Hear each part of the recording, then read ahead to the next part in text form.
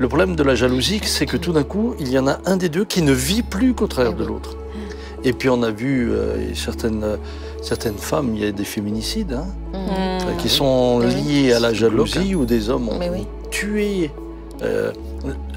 Et c'est là qu'on voit la violence. Préfère que tu meurs, que tu ailles voir. Voilà. On tuait l'objet même, la personne même de leur amour. C'est d'une violence terrible et je crois que vraiment il faut une vraie grâce de Dieu pour ça. Alors, jalousie, envie et colère.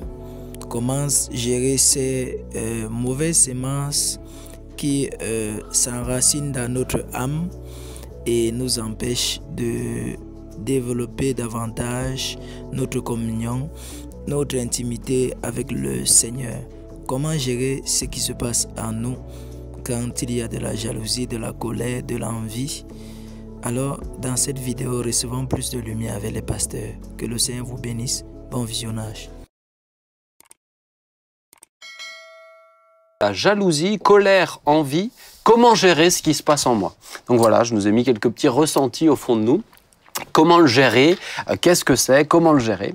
Je pense qu'on l'a tous déjà eu. Peut-être un peu de jalousie, un peu de colère, peut-être un peu d'envie. On va y arriver. Nathalie, quand même, t'es pas encore au ciel, s'il te plaît. Non, je sais pas, oui, on rappelle plus. Oh là là, dis donc, t'es pas la bonne invitée, toi. Tu vas dégoûter tout le monde, là. Mais on va parler justement de tout ça. On est là, c'est bon. Oui, merci, on va rattraper le niveau. Mais alors, justement, aujourd'hui, papa, je t'ai pas demandé de réfléchir. Parce que je pense que naturellement, ton expérience... Que je suis le poisson rouge de l'émission, c'est ça? Non, mais je pense que tu as tellement d'expérience dedans que naturellement, ça va venir tout seul. J'ai demandé aux damoiselles de nous concocter des petites réflexions, en commençant par toi, Joy. Oui. Est-ce que la jalousie, la colère, toutes ces choses-là, est-ce qu'on peut dire que c'est un péché déjà, premièrement? Est-ce que c'est un péché de ressentir ces choses? Exactement. Eh bien, je me suis dit que ressentir de la jalousie, par exemple, c'est pas nécessairement un péché, puisque le Seigneur lui-même dit qu'il est un Dieu jaloux. Donc, à partir de là, si lui dit qu'il est un Dieu jaloux de son peuple, tu n'auras pas d'autre Dieu devant ma face, c'est que c'est quelque chose qu'on peut ressentir légitimement. Si mon mari commençait à... je sais pas... à loucher. à loucher sur une autre femme. Ce serait juste... voilà, ce serait juste de ressentir cette jalousie. Et en ça, c'est pas un péché. Alors, je vais pas déborder sur la suite que Nathalie va donner. Et voilà, il y a dans Exode 34, verset 14, « Tu ne te prosterneras pas devant un autre Dieu, car l'Éternel porte le nom de jaloux. » Il est un Dieu jaloux. Ensuite, la colère, parce que tu as donné la jalousie, la colère et l'envie. La colère, de la même manière, je vois dans la parole de Dieu que Jésus s'est mis en colère quand il a tout renversé quand même dans le temple. Dans l'Ancien Testament aussi, on voit que Dieu dit à Moïse « Laisse-moi, ma colère va s'enflammer contre eux ». Donc c'est qu'il ressentait de la colère face au péché. Donc je pense que de la même manière, ressentir de la colère en soi n'est pas un péché, c'est toujours qu'est-ce qu'on va en faire après. Mais oui, si Jésus s'est mis en colère, si le Père peut se mettre en colère, je pense qu'il y a des colères qui sont légitimes. Il y a ce verset qui dit aussi, lorsque vous vous mettez en colère, ne péchez pas. Voilà. Donc c'est toujours, je ne veux pas déborder comme dit sur la prédication de Nathalie, parce qu'elle s'est beaucoup préparée. J'avais pas vu. J'ai beaucoup réfléchi. Donc voilà, c'est toujours la question de ce qu'on va en faire après. Maintenant, c'est vrai que sur l'envie, par contre, comme c'était la troisième chose que tu as évoquée, je vois jamais le Seigneur envier qui que ce soit. Du coup, je me dis que c'est pas forcément les mêmes choses. Et il y a ce proverbe, le proverbe 14-30, qui dit « Un cœur calme est la vie du corps, mais l'envie est la carie des os ».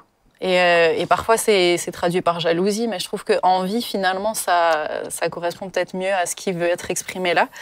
Donc, je mettrais l'envie à part. Je dirais que oui, l'envie, en soi, c'est déjà comme un peu une racine de péché, quoi. Ouais. Là où la colère peut être justifiée, là où la jalousie peut être justifiée, est-ce que l'envie se justifie? Tu me diras peut-être que quelqu'un de très pauvre qui voit quelqu'un de très riche, on peut comprendre que la pensée de l'envie lui traverse l'esprit, mais je vois pas le Seigneur envier qui que ce soit. Ou quelqu'un de très malade. Ouais. Pour moi, tout dépend ce qu'on met derrière le mot envie. La motivation qui est derrière. Et c'est ce qu'on en fait. Parce que si on a envie de ressembler à quelqu'un qui finalement montre un bon exemple, c'est une bonne chose. Maintenant, si on l'envie parce qu'on est jaloux de lui, ou si c'est la jalousie qui a été entraînée par une envie, là, ça devient le péché. L'envie, c'est vouloir avoir ou vouloir être à la place de l'autre. C'est l'herbe plus verte ailleurs, quoi. C'est ça l'envie. J'ai regardé la définition, en effet, je te rejoins, Benjamin. D'accord. Ça fait plaisir. Je me soumets. Mais si tu n'avais pas dit ça, il aurait nuancé, tu vois. Mais non, mais comme Johanna le dit. Voilà, je le savais. Oh là là, non, alors là, dis pas ça, tu vas réveiller sa jalousie. Non, on est habitué. Voilà, dans le club des Peter Schmitt. C'était le but qu'à la fin de l'émission, ils soient tout énervés de jalousie. Alors, pourquoi je l'ai abordé ce sujet? Parce que c'est vrai que souvent, dans les milieux chrétiens, on donne l'image qu'il faut que tout soit toujours lisse, gentil, etc. Là où c'est vrai que même dans la Bible, on ne voit pas que c'est toujours le cas non plus. Maintenant, il y a d'autres aspects. Par exemple, la question de la jalousie, c'est bien si on peut s'arrêter vraiment dessus tout à l'heure.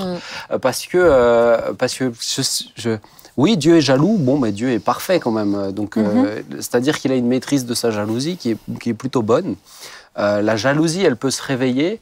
Maintenant, moi, je peux pas dire que j'ai vu beaucoup de gens où ça a amené du bon fruit. La jalousie, par exemple. J'ai pas vu souvent même de gens où ça a amené du bon fruit. Ça crée plutôt de la discorde, hein? Souvent, ouais, souvent. Après, tout dépend ce qu'on appelle. Si on parle de la violence. Hein. Mais tu vois, la jalousie dans le couple.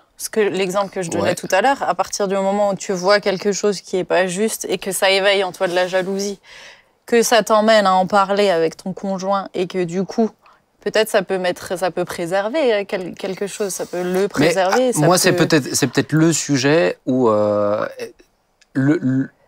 des critères principaux, je dirais peut-être même le critère le plus important pour moi quand j'ai choisi ma femme, c'était il ne faut pas qu'elle soit jalouse. J'ai été un peu traumatisé par tout ça. Donc, mais il y a une différence entre être jaloux de nature et ressentir. Parce que moi, mais la question c'était ressentir ces choses en moi. C'est autre chose de ressentir quelque chose et de cultiver quelque chose. Oui, mais j'aimerais terminer. Oui, termine. Parce qu'il nous a invités pour que nous l'écoutions. Ah ben non, mais j'ai le droit n'avez-vous pas encore compris le but? J'ai le droit de développer mon point, mon cher père. Mais parce que pour moi, c'est quand même tu peux très bien protéger quelqu'un. Regarde, par exemple, quand on était jeune avec Sylvia, il y avait un gars on n'était pas mariés, mais un gars qui lui parlait beaucoup. Et tu le vois entre mecs, autant entre mecs tu te comprends et entre filles vous comprenez, je suppose. Mais je lui ai juste dit, mais je peux pas dire que je ressentais de la jalousie, vraiment pas. Je lui ai juste dit, ce que je peux juste te dire, c'est que lui il veut plus que juste discuter avec toi. C'est tout. Mais tu peux très bien l'avertir sans ressentir de la jalousie. Une forme de jalousie. Moi je peux pas dire, et c'est marrant parce que je peux pas dire que j'ai ressenti déjà de la jalousie par rapport à Sylvia. Lui aussi il est parfait. Non, mais alors, je parle dans le couple, parce qu'ailleurs, probablement. Mais dans le couple, je peux pas dire que j'ai ressenti ça, vraiment pas. Et certains me disent, c'est pas normal, ça veut dire que tu l'aimes pas assez. Bon moi, je comprends pas ça, tu vois, je comprends pas cette réflexion. Moi non Et je pense que particulièrement la jalousie dans le couple, c'est encore différent de la jalousie dans les autres choses. Oui. Est-ce que la jalousie dans les autres choses, c'est une bonne chose? Je le vois pas trop. Alors, je pense que... Après, Nathalie, elle peut parler aussi. D'ici... Non, mais vas-y, je vous cède la parole. Prête-toi, Sam. Mais je peux dire un truc encore que je voulais dire avant de terminer. Tu peux le dire sans me Nous aurons la parole en fin d'émission, sœur. Non, mais c'est sur la colère. 5 dernières minutes. C'était bien. Alors, on va détailler un peu sur la jalousie, et puis après, on revient sur la colère. Alors, vas-y, Nathalie. Tu veux pas intervenir? Non, je te cède la place. Parce que moi, j'ai vraiment un domaine particulier où j'ai développé. Donc, on me laisse parler, c'est vrai? Tu veux venir sur tes propos? Ou tu veux rebondir sur ce qui a été dit là? Je suis forcément d'accord que la jalousie nous positionne vis-à-vis d'une autre personne. C'est toujours souvent une comparaison, en fait. Et à partir du moment où il y a comparaison, pour moi, ça me parle de qui je suis. Et plutôt pas de ce que j'ai, de ce que je n'ai pas. Et enfin voilà ma réflexion.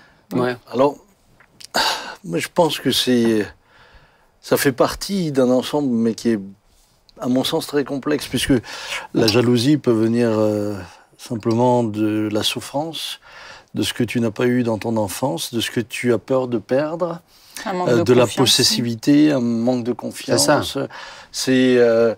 Tu as des gens qui sont simplement jaloux parce qu'ils ont souffert. Et ce qu'ils ont maintenant, ils ne veulent pas le perdre. Ils ne veulent plus le perdre. Mais ça les transforme en quelqu'un qui devient possessif. Oui. Ce qui fait que l'autre devient un objet. Tu parles dans le couple, là? Dans le couple, oui. Et ouais, c'est ce que je dis, c'est plutôt dans la notion de j'ai et pas je suis, en fait. Oui, mais le fait de ne pas être vient d'une souffrance, vient d'un manque, vient parfois d'un abandon. Tu as des personnes qui ont été abandonnées, et maintenant qu'ils ont quelqu'un, finalement, à qui ils ont fait confiance, ils vivent tout le temps dans la peur de l'abandon. Et cette peur de l'abandon les rend extrêmement possessifs et donc jaloux. Tout à fait. Mais alors, c'est une jalousie destructrice. Est-ce que toi, tu as déjà été jaloux dans le couple? Alors, dans le couple, je ne peux pas le dire. Non, je t'as pas le droit de le dire? Elle t'a interdit d'en parler ou... Non, sincèrement. Elle aimerait bien. Non, mais sincèrement, alors, je vais dire les choses comme ça. Je pense que je suis venu, moi, d'une famille dans lequel j'avais un réservoir de confiance qui était plein. C'est ça. Donc voilà, j'étais pas dans la peur, parce que j'ai jamais eu à souffrir l'absence d'amour ou l'abandon, etc. Pour mon épouse, c'était pas la même chose. Elle venait quasiment de l'autre monde, dans lequel elle a été, abandonnée. Elle a été remise dans la main d'autres personnes pendant plusieurs années de sa tendre enfance. Et puis, lorsqu'on a commencé à se fréquenter, pour elle, j'étais à peu près le centre de la Terre. Donc, elle avait absolument peur de me perdre. Sa sécurité. Et toute personne féminine qui s'approchait à un rayon d'1 kilomètre de moi était en danger.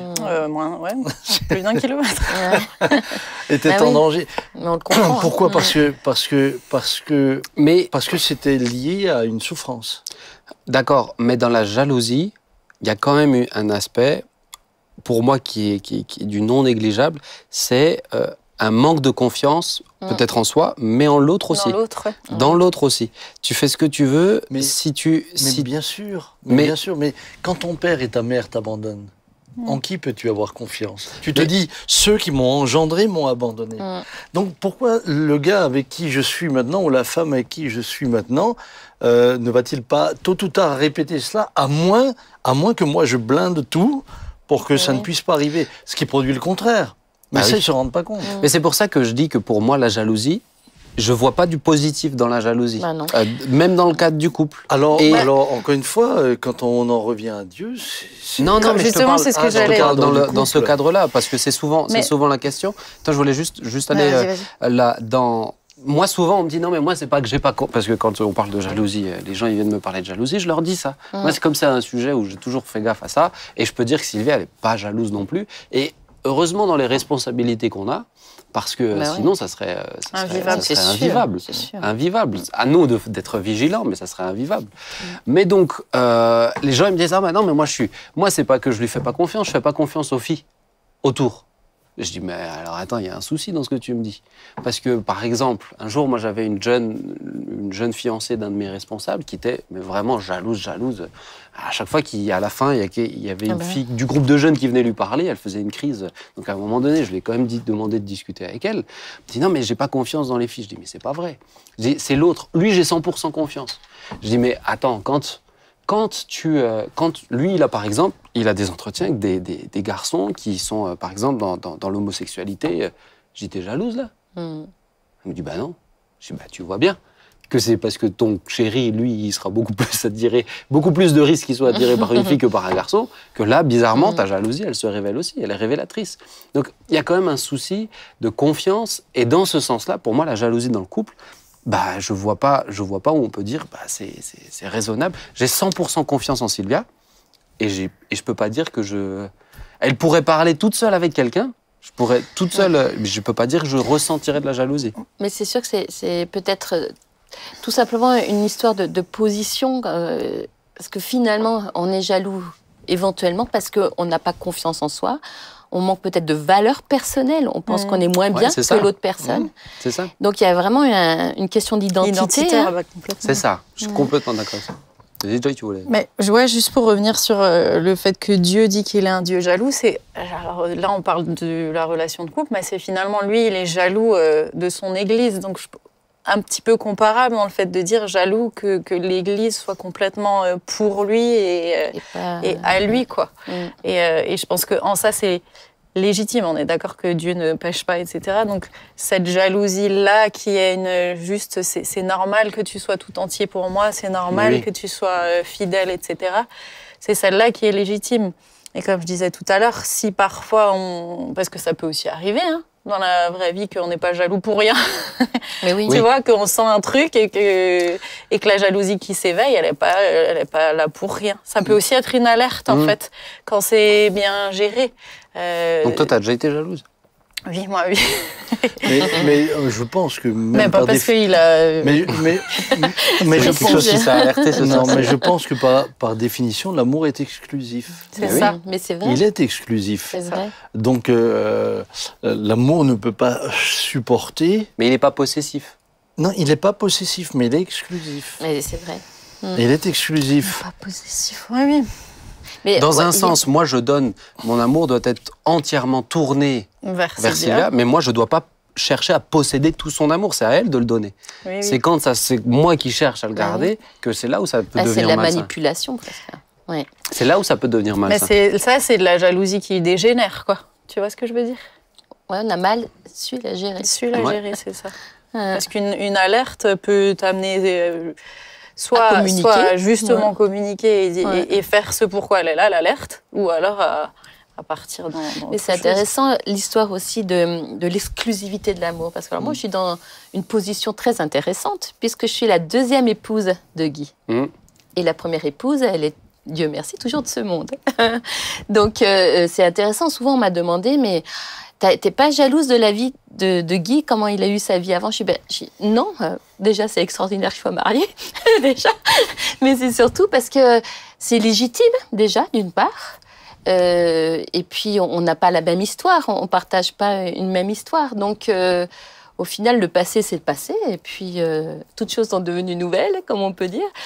Et je me compare jamais à la première histoire, jamais. Et de fait, il y a eu des enfants qui sont un peu, elles sont super. Donc moi, je me suis positionnée comme la deuxième épouse que je suis. Et puis voilà, en fait. Pour moi, il n'y a pas de problème avec ça. Mais parce que tu le disais tout à l'heure, par rapport à ton identité, par rapport à toi-même, bah, tu es bien dans qui tu es, tu n'es pas dans une... Tu vois, je pense que c'est peut-être tout le piège de certains. C'est ce qui fait qu'aujourd'hui, il y a énormément de jalousie dans les couples, même dans le monde, mais parce qu'il y a beaucoup de c'est très volatile, un couple aujourd'hui. On s'essaye, on dit il faut essayer le sexe avant le mariage, on essaye les choses. Donc, tu es forcément constamment dans la comparaison avec celui d'avant, avec le futur, avec sa collègue, parce que tu sais que ça peut être très volatile.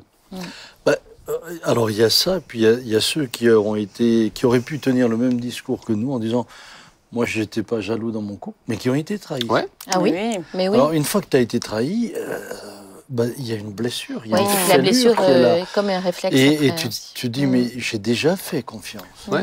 Et j'ai fait une confiance totale. Moi, j'ai quand même vu des personnes aller jusqu'au suicide après une trahison. Mais pourquoi jusqu'au suicide? Mais parce que l'inimaginable, il a tout donné, s'est produit. Il a n'y a plus la vie sans la personne, quoi. Et la trahison ne permettait plus à cette personne de se reconstruire, de voir l'avenir. Donc c'est pour ça que je dis c'est quand même un sujet extrêmement sensible. Il n'est pas simple du tout et on ne peut pas l'aborder juste sous un angle. Il comporte beaucoup de facettes et je pense que c'est important pour ceux qui nous écoutent de comprendre aussi que on est tout à fait conscient que l'histoire de chacun est différente et nous façonne. Et je pense que l'intervention de Dieu dans la guérison du cœur, dans la guérison des émotions, elle peut être importante pour permettre à une personne de sortir de là. Parce que moi, je me souviens, je m'entends encore dire à quelqu'un la chose suivante, c'est que une certaine forme de jalousie, eh bien, va exactement produire l'inverse de ce que la personne recherche. Elle cherche à garder, alors que cette jalousie-là est en train de pousser l'autre dans les bras de quelqu'un d'autre. Parce qu'elle l'étouffe, quoi. Mais parce qu'il ne vit plus. Il sent qu'il ne devient plus qu'une chose. Il est la possession de quelqu'un. Je crois que ce qui est important, c'est, si on revient à l'Écriture, ce que dit la Genèse, Dieu va créer un vis-à-vis. Et ce qu'un homme et une femme ont besoin, c'est d'un vis-à-vis. C'est pas d'appartenir juste par définition à quelqu'un. C'est d'être deux personnes qui, même s'ils sont une seule chair, mais sont un vis-à-vis l'un pour l'autre, s'enrichissant l'un l'autre, se corrigeant l'un l'autre, s'encourageant l'un l'autre, mais ça reste un vis-à-vis. Tandis que le problème de la jalousie, c'est que tout d'un coup, il y en a un des deux qui ne vit plus qu'au travers de l'autre. Et puis on a vu certaines femmes, il y a des féminicides qui sont liés à la jalousie, où des hommes ont tué. Et c'est là qu'on voit la violence. Préfère que tu meurs que tu ailles voir ailleurs. On tuait l'objet même, la personne même de leur amour. C'est d'une violence terrible et je crois que vraiment il faut une vraie grâce de Dieu pour ça. Alors, justement, parce que dans ressentir, avoir, et tu l'as relevé tout à l'heure, Joy, quelqu'un de colérique, on dira jamais c'est légitime d'être colérique, c'est-à-dire systématiquement dans cette colère, dans ces crises de colère, etc. De vivre une colère, par exemple, il peut y avoir des bonnes colères. Moi, je te dirais qu'il y a des injustices qui devraient te mettre en colère. Tout à fait. Il y a des choses qui devraient te mettre en colère. Bon, allez, disons même que cette dimension de jalousie, là où je la porte pas tout à fait de la même manière, pour moi, par contre, tu peux profondément souffrir si tu subis toi-même, si toi-même tu souffres de ce qui se passe au fond de toi, de la jalousie. Parce qu'en fait, ce que je vois souvent, c'est des gens qui en souffrent eux-mêmes. Les gens jaloux, c'est des gens qui se rendent malades pour tout et pour rien. Et tu te laisses aller à ça, que ça devient presque ta nature. Ça peut te rendre malade. T'as des gens, ils en sont malades. Et pour moi, la question, ça m'amène sur cette deuxième partie. Tu vois, même le fait peut-être t'as pas assez de bien ou t'as une moins bonne santé, tu pourrais avoir l'envie qui viendrait. Donc Nathalie, là, envie, jalousie, tu le. Ben, je le distingue parce que la jalousie, c'est quelqu'un d'autre, moi par rapport à quelqu'un d'autre. Ce qu'il a reçu. L'envie, c'est peut-être des choses, quoi. L'envie, c'est vouloir pour moi, tu vois. C'est pas tout à fait la même chose. En tout cas, c'est cité clairement dans les œuvres de la chair. Ah bah oui, clairement. L'ivrognerie. Ah bah oui. Donc, mais c'est vouloir pour moi. Et là, pour moi, l'envie, ça pourrait presque être une tentation, tu vois, d'envier quelqu'un. Mais alors, Nathalie, la question, c'était comment gérer tout ce qui se passe au fond de moi, certaines choses qui sont légitimes, d'autres qui se présentent à nous. Pour moi, dans l'envie, c'est vraiment des choses qui se présentent à nous, qui peuvent être des tentations. Mais même, si vous êtes en colère, ne péchez pas. Bah, comment je fais pour gérer la colère et pas pécher? C'est possible, hein. Mais comment je fais pour le gérer dans cette dimension? Allez, disons quelqu'un qui a de la jalousie comme ça, comment il fait pour gérer? Voilà. Dis-nous les réponses. C'est bien, merci.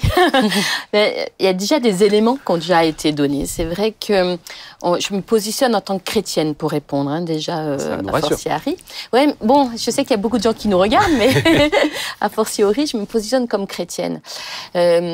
Toute l'œuvre de la chair, effectivement l'envie, la jalousie, ça peut être encore d'autres choses, nous fait comprendre qu'on est aussi encore dans cette chair qui prend souvent une place vraiment importante. Et c'est elle qui va réagir peut-être rapidement, un peu comme un réflexe. Et donc on sait qu'en tant temple du Saint-Esprit, que pour autant, le Saint-Esprit, il est aussi là pour notamment les personnes qui ont reçu le Saint-Esprit, qui connaissent le Seigneur personnellement, qui ont développé une relation personnelle avec lui.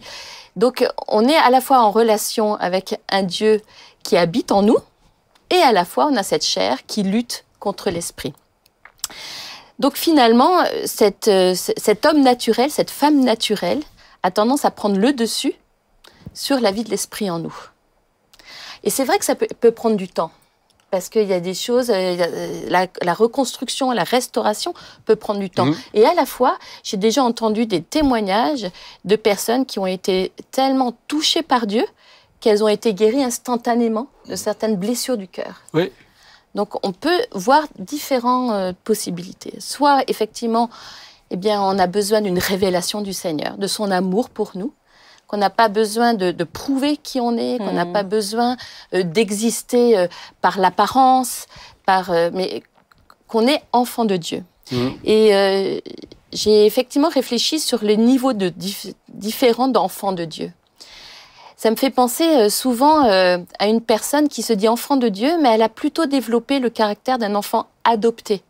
C'est-à-dire qu'un enfant adopté, il va avoir besoin que son père lui prouve, son père qui l'a adopté, lui prouve qu'il l'aime. Cette personne va avoir besoin d'avoir quelque chose en possession, elle va avoir besoin de s'accaparer des choses pour se dire « Ah oui, je suis bien de la même famille. Oui, je possède ce que mon père adoptif. » Donc, c'est plutôt un caractère d'enfant adopté, je trouve. Et quelqu'un qui aura, par contre, compris la grâce de Dieu, l'amour de Dieu pour sa propre personne, elle va être un enfant de Dieu, fils de Dieu, fille de Dieu. C'est un peu l'histoire du fils prodigue avec le fils qui était bien à la maison. Et bien, curieusement, c'est le fils qui était à la maison qui avait l'impression de ne pas tout avoir du père et qui réclamait, mais lui, tu lui donnes, et puis moi, pour me réjouir avec mes amis, tu ne m'as pas donné une bête à sacrifier. Mais le père lui répond, mais tu avais tout, tu as tout. Et quand on a cette conscience que Dieu, avec lui, on peut tout puiser, trouver en lui toutes nos ressources, quand on développe une relation intime avec le Seigneur et qu'il nous donne une vie, alors cette vie abondante que beaucoup cherchent et qui n'ont pas encore trouvée, c'est vrai que ça se passe dans la relation avec le Seigneur. Il y a des convictions qui doivent tomber dans le cœur. Parfois, je dis à certaines sœurs qu'il y a des décisions aussi à prendre. Entre écouter le mensonge, des idées qui viennent régulièrement, ou bien écouter la parole de Dieu, qui dit je t'aime d'un amour éternel.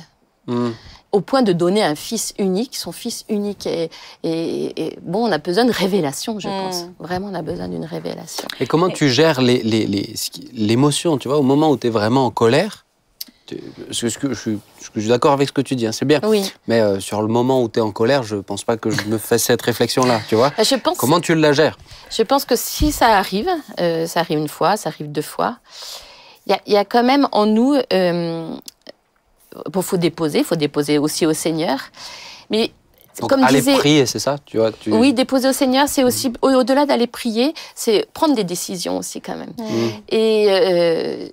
c'est vrai, Joy l'a mentionné, mais Johanna l'a mentionné, mais il y a des alertes. C'est-à-dire que la colère peut être une alerte.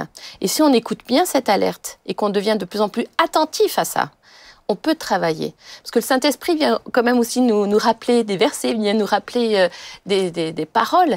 Et si on y prend vraiment garde, au fur et à mesure que les alertes, on y fait attention, on peut se réadapter. Moi, je l'ai expérimenté pour moi, pour d'autres choses. On peut vraiment s'aligner sur la parole de Dieu. Alors, on ne réussit pas du premier coup, peut-être pas du deuxième coup, mais quand même, au fur et à mesure, parce qu'on aime le Seigneur plus que tout, on a envie de lui être agréable, eh bien, on a envie de lui obéir, en fait. Et si on chute encore à nouveau, eh bien, relève-toi, ma fille ou mon fils, parce que tu vas y arriver, parce que le Seigneur, il est avec toi. C'est ça. Merci.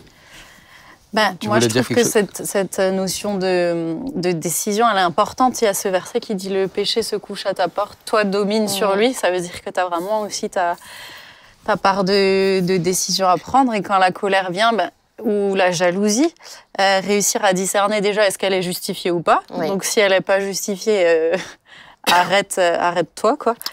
Et si elle est justifiée, prendre le recul, Parce que tu disais sur le coup, qu'est-ce que tu fais? Alors, on essaye de faire bien, mais on le fait pas toujours. Bah oui, c'est pas toujours. Mais essayez. Moi, je sais que j'ai besoin alors de m'isoler. Et puis, tu vas marcher. De marcher, ça me fait du bien. Mais on arrive à être un peu concret. Et de processer. C'est pour ça que je te vois aussi souvent passer dans la maison. De processer les choses. Mais tout à l'heure, tu m'as demandé si j'ai déjà été jalouse. Ouais. Et honnêtement, la jalousie, c'est quelque chose que je déteste. Parce que, bon, tu le disais, hein, c'est quelque chose dont on sait que ça peut être vraiment dévastateur. Et franchement, Merci. En fait, j'ai l'impression que tu m'écoutes pas. Mais si, je t'écoute. Il sait faire deux choses à la fois. Ça marche. Non, je plaisante. Mais du coup, de ressentir de la jalousie, ça a pu m'énerver moi-même, de me dire, mais c'est tout ce que tu détestes. Et tu peux avoir confiance en Pierre. Donc à quoi bon? Qu'est-ce que tu en fais, en fait? Ces beaux yeux verts ne sont que pour toi. Bah, en plus, c'est ça un peu le problème. Ouais. Comme il est beau. Ah d'accord, t'aurais dû marier un moche alors, qu'est-ce que je te dis? Je sens qu'on va avoir beaucoup de demandes de la photo de Pierre après cette émission. Pouvez-vous afficher Pierre? Non. Et du coup, bah, forcément, une fois, deux fois, tu te laisses prendre par l'émotion. Et après, tu dis, en fait, à quoi ça te ramène pour toi? Pourquoi tu as tellement besoin d'être rassuré, etc. Donc, ça peut emmener à une réflexion positive, à un travail qui est positif. Soi, ouais. Mais il faut déjà discerner, bon, est-ce que c'est justifié ou pas? Et derrière, prendre des décisions, même beaucoup dans les pensées. Hein. Ouais. Je sais que si ça revient, moi, je dis stop. Et puis, La colère, comment peut-être rester un peu sur la colère? Alors papa, tiens, je pense que c'est bien si tu parles aussi dessus. Mais parce que la colère, c'est pas que sur le couple. Et j'aimerais peut-être qu'on parle... La colère, tu peux avoir de la colère dans le cadre du travail. Oui. Tu peux avoir de la colère... comment tu... Mais la Bible dit que le soleil ne se couche pas sur ta colère. C'est pour ça que je dors avec la lumière allumée. Ça, je ne pêche pas. Bah, la lumière, c'est pas le soleil. Non, plus sérieusement, je pense que parfois c'est intéressant. Je vais utiliser une expression de faire l'autopsie de la colère, l'autopsie de la jalousie, parce que jalousie et colère vont souvent ensemble. Puisqu'on parle beaucoup de jalousie dans le couple, mais jalousie dans le travail, jalousie, rivalité. On voit quand même la jalousie de Saül l'amener jusqu'à vouloir tuer. Et pire encore, c'est quand vous regardez le développement au niveau des pensées. La manipulation. Saül est un exemple de manipulation quand même assez impressionnant, puisqu'il est prêt à donner sa fille, ce qui semble honorer David, la fille du roi, mais en même temps, son but à lui, c'est de le faire tuer. Qui meurt en cours de route. Et je pense que jalousie et colère peuvent faire de nous des manipulateurs terribles. Donc, quand j'ai été dans des situations comme celle-là, ce qui m'est aussi déjà arrivé, ce que j'ai pris le temps, c'est de faire ensuite, j'ai dû apprendre à le faire, l'autopsie de ma réaction. Qu'est-ce qui m'a amené à réagir comme ça? Et en reprenant les pensées qui m'ont animé, les motivations que j'avais, soudain, j'ai dû demander pardon au Seigneur. Fais face à toi-même. Soudain, j'ai dû demander pardon au Seigneur. Je vous donne un exemple. Nous avions, alors ça remonte à il y a longtemps, mais ça fait rien, ça m'a beaucoup aidé. Nous avions une réunion entre pasteurs et puis il y avait une décision à prendre. Et puis voilà que l'un des pasteurs, finalement, a donné une solution qui était l'idéal. Et je me revois dire non. Non mais comme un réflexe. Et c'est non. On va faire comme ça. Alors, ils ont dit ok, Sam, il n'y a pas de souci, on fait comme ça. Et je monte dans mon véhicule, je rentre à la maison, et le Seigneur me dit pourquoi tu as dit non? Alors je lui ai expliqué. Alors il m'a dit non, pourquoi tu as dit vraiment non? Et quand il m'a dit pourquoi tu as dit vraiment non, tout d'un coup j'ai dû dire mais parce que ça m'a énervé que c'est un autre qui a eu la bonne idée. Et que ce n'est pas moi, Samuel, qui a la bonne idée, la révélation, le chef, Résultat des courses, j'ai dû demander pardon à Dieu, j'ai dû m'humilier devant l'équipe. Et là, on change. Et on a changé la décision, on a pris l'idée du frère. À partir de là, je me suis dit, c'est quand même plus simple de dire tout de suite oui que de devoir chaque fois revenir et demander pardon. Et ça a été une étape importante. Et ensuite, il y a toutes les fois, parce que ça c'est aussi important, où finalement, sans même que jamais je ne dise non, il y a eu toute l'amorce du même processus en moi.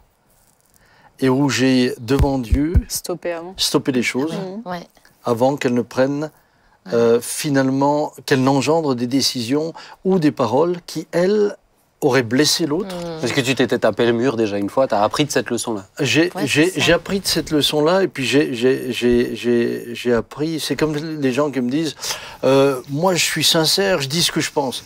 Et je leur dis toujours, écoutez, le problème c'est pas que vous disiez ce que vous pensez. Le problème, c'est de savoir si ce que vous pensez est juste. Est-ce que c'est utile de le dire Si ce que vous pensez est juste, déjà, faites l'analyse. Pourquoi vous le pensez? Quelle est l'origine?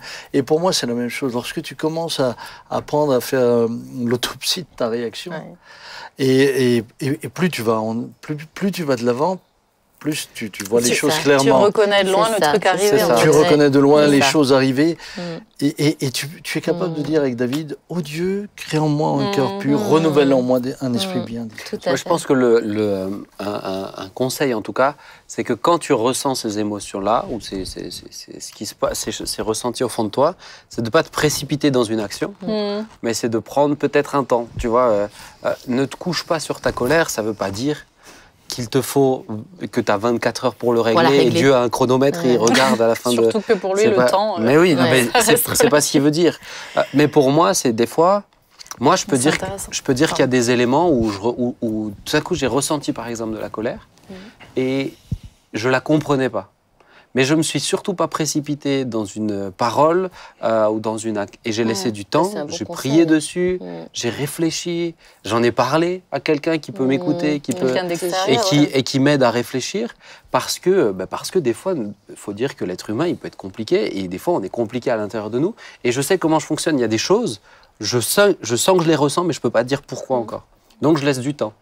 Et en laissant un peu de temps, c'est pas que je me couche dessus, mais ça m'évite dans la colère de sortir un mot qui est lié à une frustration qui est malsaine ou à quelque chose comme ça.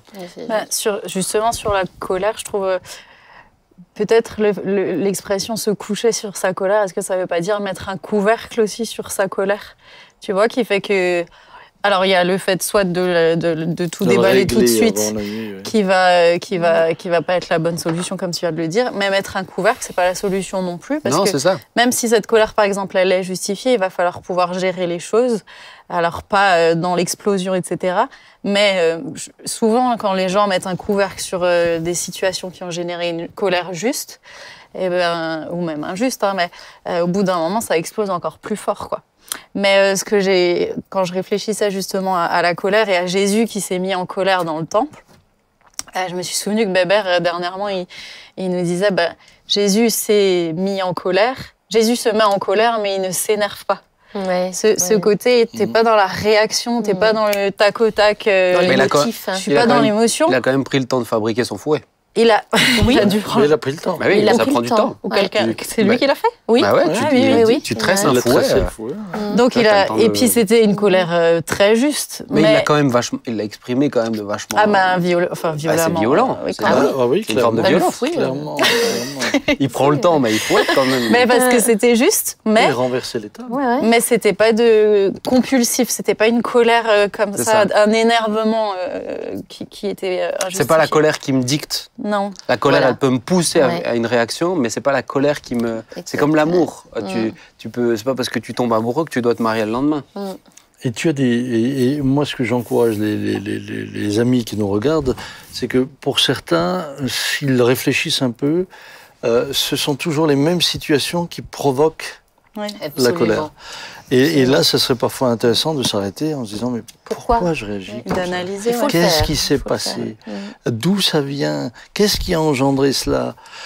Et j'allais dire quelque chose, avec le temps aussi, il y a une forme de sagesse qui vient, naturelle, où même quand parfois tu es dans ton bon droit, tu te dis, franchement, ça vaut pas la peine de mettre de l'énergie, de se brouiller pour un truc aussi minime. Et tu arrives à relativiser les choses. C'est ce que j'allais dire. C'est le verset qui dit ça, de ne pas capable de supporter un peu d'injustice. Tu le relativises, tu dis, ça change pas la face du monde. Là, ça en vaut pas la chandelle. Laisse tomber.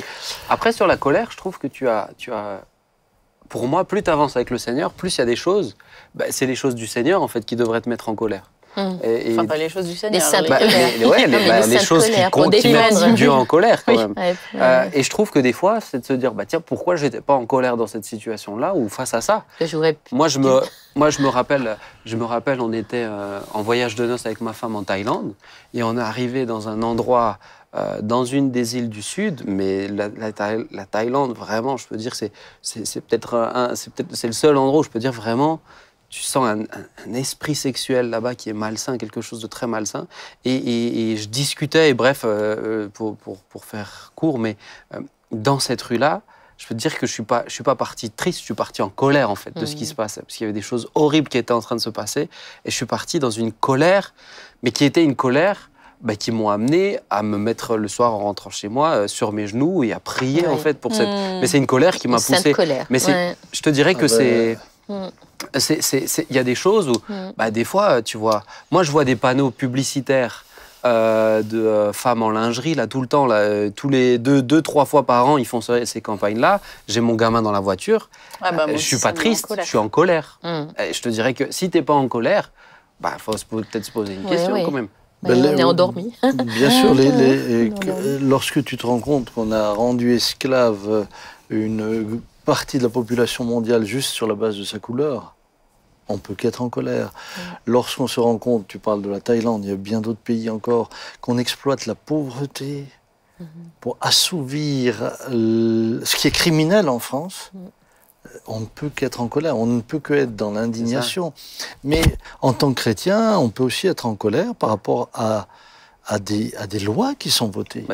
Et ce que je voulais dire, c'est que tu as des choses qui devraient te mettre en colère. Et qui elles, sont aussi inacceptables. Inacceptables dans ce qu'elles défendent, dans ce qu'elles contiennent. Toutes les lois à l'époque sur l'esclavage, etc. Évidemment, aujourd'hui, tout le monde est indigné, tout le monde trouve que c'est très bien, etc. Mais un jour, peut-être que les générations futures vont se réveiller en disant « Mais comment est-ce qu'on a pu voter des trucs pareils ? Comment on a pu laisser libre cours à ces choses-là » Et il y a donc des colères qui sont légitimes. Mais encore une fois, à une colère, vous avez un Martin Luther King qui va répondre par des marches qui sont des marches pour la paix. Et un Malcolm X qui va utiliser la violence. Et voilà deux manières de gérer la colère. C'est comment qu'on va la gérer. Pour une bonne cause. Et tout en ayant une colère qui a une même source et qui vise un même but. Mais le moyen d'y arriver est différent. C'est ça. Était différent. Et je veux dire que le moyen de Luther King était sûrement le plus difficile, d'abord le plus respectable, mais ensuite le plus défiant, parce qu'il est beaucoup moins dans notre nature. Malcolm X était beaucoup plus dans ce qui est la nature, c'est la réaction, c'est la violence, etc. Mais en tout cas pour moi c'est important de le dire encore, c'est que c'est pas parce que tu es chrétien que tu dois, je vais le dire comme ça, être un béni oui-oui. Il y a des bonnes colères. Il y a des gens qui ont peur de ce genre de colère-là en disant non, t'es chrétien, tu peux pas dire qu'il y a de la colère. On est des hommes et des femmes de conviction quand même. C'est ça. Pour le coup, il y a des bons combats. Mais oui. Il y a des mauvaises paix, il y a des bons combats. Mais et quand le verset dit si vous êtes en colère, ne péchez pas, ça veut clairement dire tu peux être en colère. Il faut des fois même, je dirais. Mais Jésus va mener le bon combat de manière complètement déconcertante. Mais oui. Franchement, s'il y en a un qui pouvait régler le problème avec une autorité tranquille, c'était lui. Et il va mener le combat vers une victoire des plus retentissantes pour l'éternité. À travers sa mort. Au travers de sa mort. Alors qu'ils attendaient à une victoire militaire, c'est vrai. Alors qu'ils s'attendaient à... Judas sûrement...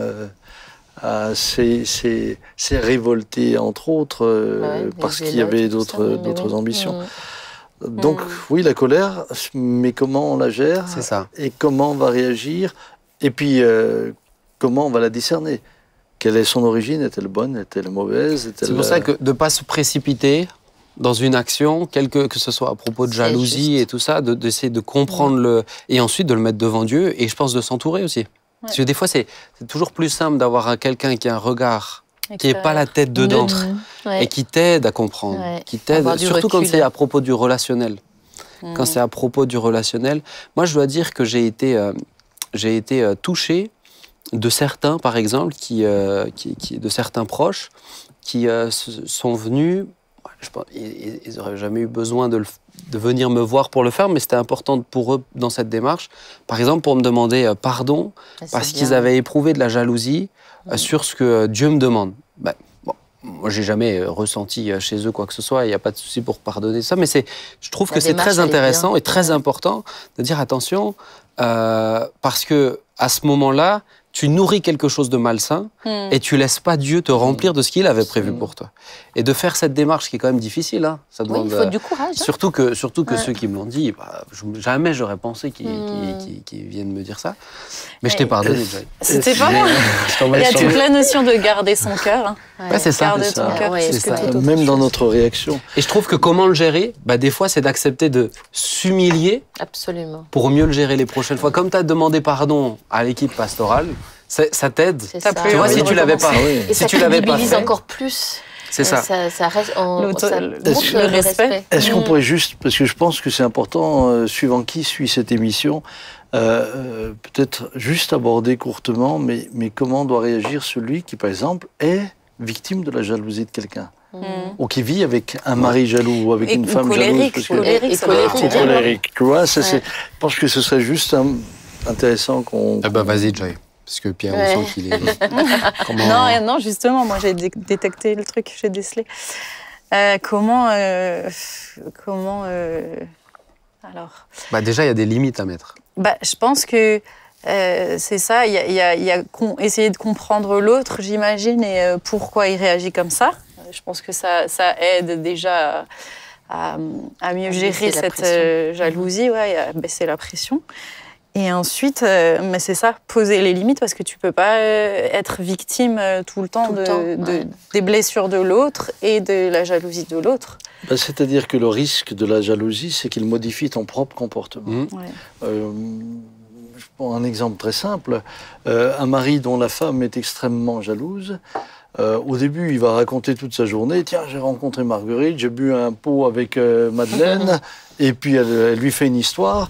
Il a jamais eu de temps pour elle. Au bout de 3 mois, quand elle lui dit ça s'est bien passé ta journée, il rencontre plus que des hommes. Ah ouais, j'étais avec Gaston, j'étais avec Léon, et les femmes, il les... C'était la France de 1930, je pense, dans son histoire. Marguerite, les vieux noms reviennent à la mode. C'est pour que personne ne puisse s'identifier à mes propos. C'est sûr, là, ils sont... Mais ce que je veux dire par là, c'est que j'ai vu, sous l'effet de la jalousie d'un homme ou d'une femme, des gens, finalement... Adapter leur comportement. Adapter leur comportement et devenir... une autre personne que celle qu'ils étaient eux-mêmes, parce qu'ils ne pouvaient plus l'être, par peur que dans leur honnêteté, chaque fois, ça crée le même effet. C'est ça. Et qu'est-ce qui se passe après? C'est-à-dire que une fois que tu as dit que tu as rencontré Léon, Gaston et puis Émile, ta femme apprend que dans la semaine, tu as aussi rencontré Marguerite, mais tu lui as pas dit. Donc elle revient te voir et dit, tu vois, t'es un menteur. J'avais raison. Je savais que j'avais raison. Je savais qu'il fallait que je me méfie. Je savais que tu me mentais. Et c'est un cercle terrible parce que soudain, on est dans une relation totalement faussée. D'où l'importance, et je reviens à ce que tu disais, à un moment donné, vous ne pouvez pas accepter la jalousie de l'autre. C'est ça. Oui, il faut lui résister. La colère ou la jalousie qui devient de la violence. Et c'est là que parfois ça passe par des moments de conflit. Et c'est là que je dis, il y a des conflits qui sont de bons conflits. Il n'y a pas de bonne guerre, dit-on, mais il y a parfois des conflits conjugaux. Pardonnez-moi. Mais ils sont les conflits qui vont vous mener, des bons combats, qui vont vous mener vers la libération, parce que ça oblige l'autre aussi de se remettre en question. Et si vous cédez tout le temps, à la fin, eh bien, vous allez devenir une autre personne. Et la jalousie... Mais vous allez être malheureux. Ah, c'est sûr. Nourrir la jalousie, si une personne nourrit la jalousie ou nourrit cette colère, cet aspect colérique de chez lui, la personne en face, pour moi c'est clair, la jalousie est appelée toujours à grandir et à se développer et à contrôler. La colère, si tu es colérique, ça va toujours plus loin. Donc la personne en face, si elle se dit « bon, je tolère jusque-là », ensuite, elle va aller jusque-là. Et à la fin, c'est des gens qui n'osent plus partir alors qu'ils prennent malheureusement des coups aussi. Tu as des gens violents qui ne partent plus à cause de cette dimension. Donc, c'est de poser des limites assez tôt. C'est aussi se protéger sur les 15 prochaines années, des fois.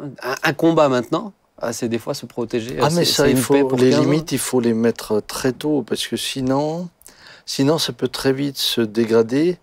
Et c'est au détriment du couple. Ou de la famille, s'il y a des enfants. Ou c'est au détriment même de la relation avec des collègues de travail, ou au détriment de tout. C'est quand même terrible de voir où on est arrivé, Saül. C'est terrible. Je me souviens un jour, j'étais encore j'étais encore jeune pasteur, et on était en train d'acheter l'avenue DMC. Et moi, j'étais tout content, waouh, on vivait quelque chose. Alors j'étais sûrement excessif dans ma joie et dans mon. Donc j'étais allé voir un pasteur un aîné et tout heureux. Je dis regarde, on est en train d'acheter ça, le Seigneur bénit et tout. Il dit c'est bien, on verra comment vous le gérez dans l'avenir. Rabat-joie, tu sais. Ma joie, elle est tombée d'un coup. Mais à ce moment-là, j'ai ressenti quelque chose. Il est jaloux. La rivalité, la jalousie. Bien sûr. Et je me suis dit, waouh, mais Seigneur, aide-moi à lutter contre ça. Absolument. Et si un autre est appelé à faire de 5 talents 10, gloire à Dieu, si toi t'en as 2 et t'en fais 5 ou 1 qui en fait 2, mais tu auras fait le max de ce que tu pouvais faire, mais réjouis-toi. Par contre, la tentation est là. Elle est là. Mais moi, je me souviens de cette scène comme si c'était hier. Pourtant, l'homme de Dieu que j'avais en face de moi, mais moi, j'étais là, il était là. Il était une référence presque pour toi. Mais quand tu vis de la peur, même la peur, quand tu vis de la peur, même celui qui est comme ça te fait peur.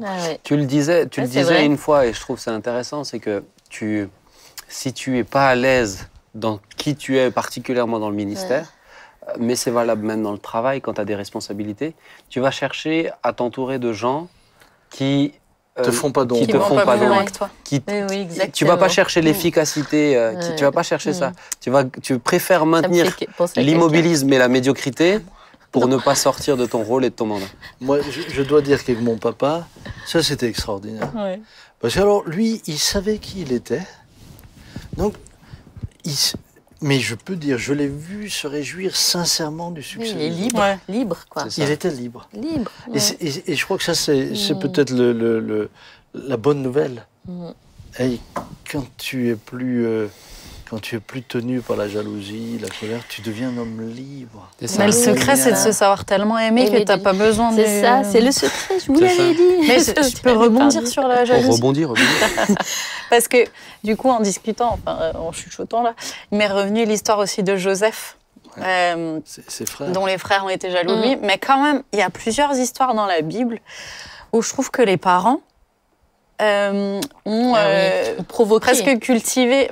ont provoqué un peu cette montée de jalousie. Je ne sais pas si c'est eux qui l'ont engendré. En tout cas, le père de Joseph, il a fait une différence entre Joseph et les autres, et on blâme souvent les autres, mais je me dis au final, il y a quand même eu à leur égard aussi une injustice, et je me dis en tant que parent, de veiller à ça aussi entre nos enfants. On a des enfants tellement différents les uns des autres, et tu as ceux qui vont peut-être plus te ressembler, donc tu comment dire, plus d'affinité presque.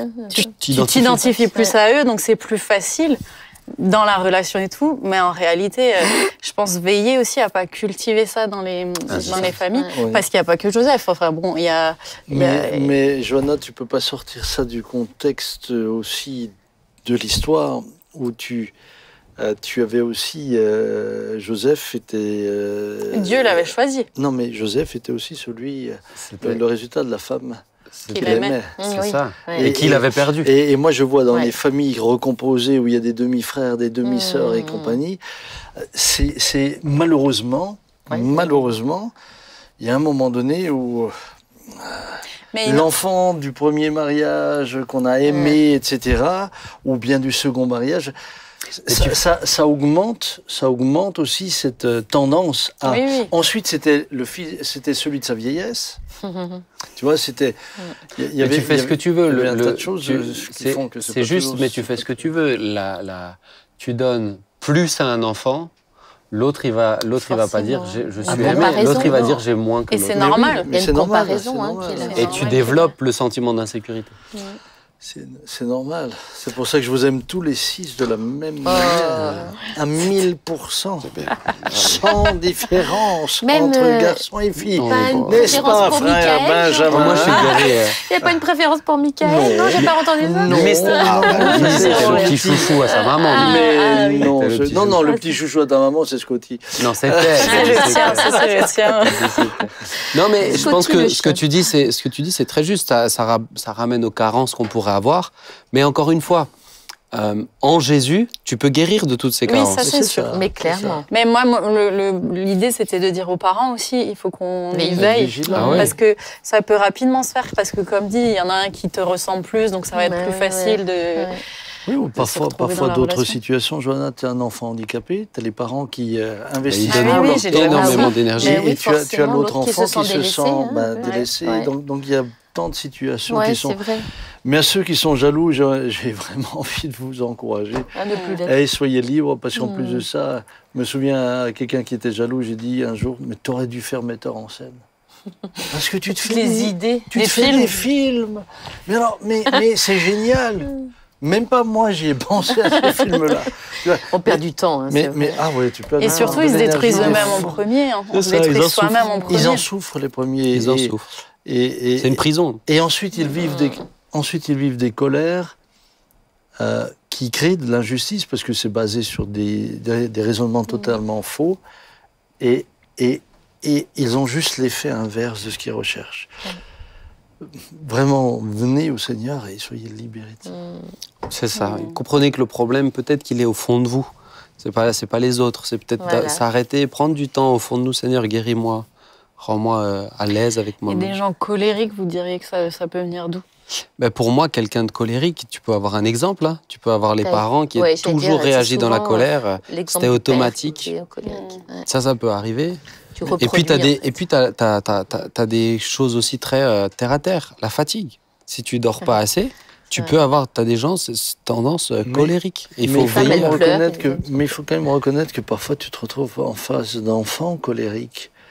Dont tu n'as pas forcément une explication rationnelle. Je pense qu'il faut quand même qu'on soit aussi très, très honnête avec ça. Tu as des enfants, les parents ne sont pas colériques, et tout d'un coup, tu te dis, mais d'où ça vient, ça? Pourquoi il est tellement, impulsif, explosif, etc. Et je crois que parfois, il y a des origines spirituelles aussi. Oui, ça peut. Oui, c'est vrai. Et on ne peut pas... je pense que c'est bien... En tout cas, dans certaines situations, d'y penser. Mais sans tout réduire à ça. Voilà, mais comme dit, même ça, on ne le dit pas souvent, je trouve, dans nos milieux, mais très terre à terre, bien s'alimenter, bien dormir, etc. Souvent, ça calme les choses. Hein. Ah ouais. Tout n'est pas... Ouais, c'est ça, le sommeil, même l'alimentation. Ce que tu vas manger, si tu... un peu de sport. Ouais, un peu. Mais... Un peu. Ouais, il fait du golf avec lui, là. Oui, Seigneur. Mais non, mais je trouve que c'est aussi important de dire que Dieu nous a créé notre corps pour un équilibre. Mais il a besoin de cet équilibre-là aussi pour trouver la paix. Si tu bois tout le temps une tonne de café, si tu dors pas beaucoup, si tu te laisses pas le temps pour te détendre correctement, pour souffler, si tu es tout le temps devant de la stimulation, à un moment donné, ça t'aide pas en fait à accélérer, à être apaisé. Parce que c'est ça, c'est que t'es pas en paix quand t'es colérique. Et puis le fait de se retrouver parfois seul, face à soi-même. Prendre le temps de réfléchir sur soi-même. Il y en a qui n'aiment pas ça. Ah bah non, ça leur fait mais parce que ça te met en face de toi, tu vois. Et c'est comme ça pourtant qu'on Et quand tu prends parfois le temps, c'est intéressant parce que tu dis, mais tiens là, il y a eu ça, il y a... Pardon? Je chantais une chanson que je pensais. Je n'avais pas le temps. Je n'aurais, ouais, bon. C'est bon, ça fait 1 heure, tu as fini? Elle était facile. Et tu vois, elle était facile. Mais tu vois, en moi, je ne ressens même pas de beau. colère. Il je ressens juste. Mais c'est l'habitude, je ressens, ça. C'est beau. Je ressens juste de la compassion. C'est beau. Il y a eu d'autres fois où tu en as ressenti, mon cher père, mais c'est beau. Non, c'est toi qui en as ressenti. Oh là là là. Un jour, il est sorti de ses gonds pendant une émission. C'était assez intéressant. C'était une colère justifiée. Ah oui, tout le monde. Tout le monde sur le. Tout le monde sur le plateau m'a dit ne te réfugie pas derrière. C'est ça, tout d'un coup, il y a une émission qui va prendre des vues. Si vous m'écrivez en commentaire, je vous donnerai la référence. Non, mais c'est vrai. Mais on me l'a fait remarquer. Les gens m'ont dit, tiens, ça t'a saoulé quand il a dit ça. Tu sais même pas comment. Comment il a mal réagi. Non, mais c'est bien. Non, c'est pas que j'ai mal réagi. Je voulais voir un peu où il en était. Arrête. Tout de suite. Tu testes tes enfants. Mais il n'empêche que travailler en famille comme ça, c'est un exercice qui peut être très, très, très difficile aussi. Non. Alors là, je vois pas le rapport avec la colère et la jalousie. Parce que ça peut créer des tensions.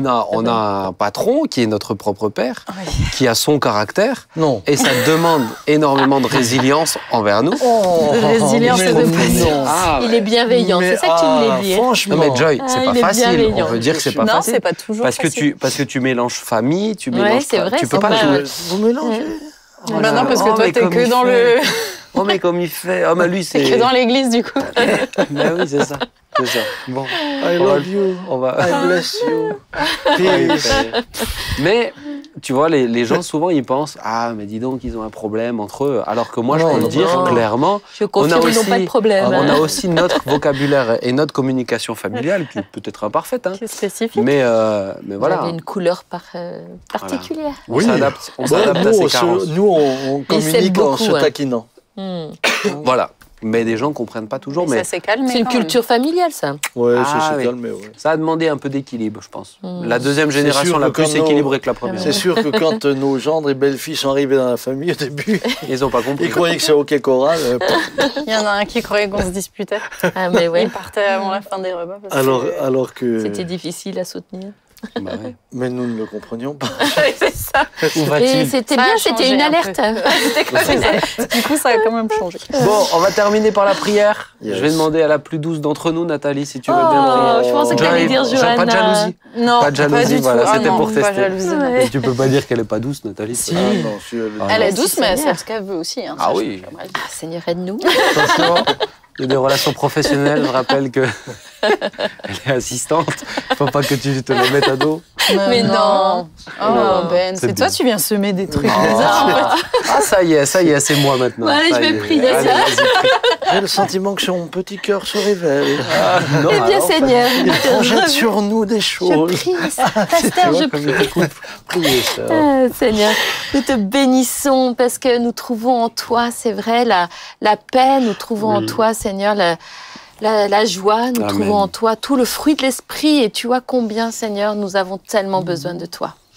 Je te confie tous ceux qui nous écoutent, tous ceux qui regardent, Seigneur, cette émission, pour ceux qui sont travaillés par tous les domaines que nous avons développés ensemble, afin que là aussi, Seigneur, ils puissent prendre du recul, passer du temps aussi avec toi, à te demander ce qu'il en est et se mettre aussi en phase avec la parole de Dieu, tout en, Seigneur, en cherchant peut-être un appui, un ami, une amie qui pourra aussi les accompagner. Et je te demande aussi, Seigneur, de nous donner toujours ce courage de demander pardon. Parce que nous voyons combien c'est une bénédiction pour la personne à qui on pardonne et pour nous-mêmes. Et on sait combien tu approuves cela, Seigneur.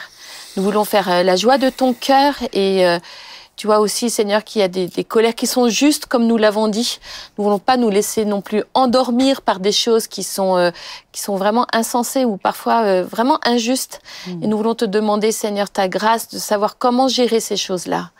Donne-nous ton inspiration, Saint-Esprit. Donne-nous aussi de l'équilibre en toutes choses et permets-nous d'évoluer avec toi. Vraiment, on a tellement besoin de toi.